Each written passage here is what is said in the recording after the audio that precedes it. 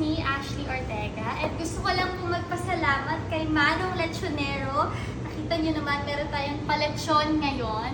And first time kong itatry yung lechon nila kasi narinig ko na sobrang sarap daw. And what makes it different from the other lechon, Ilocos lechon ito. Usually alam kasi natin lechon from Cebu. Pero ako kasi, taga Norte po ako, Ilocano po ako. So, syempre mga Ilocano to, itatry natin to. Oh, there. Ay, crunchy.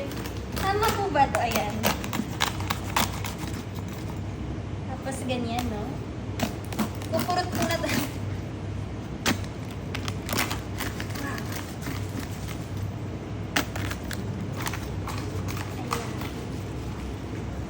Pupurot muna ako ng balat.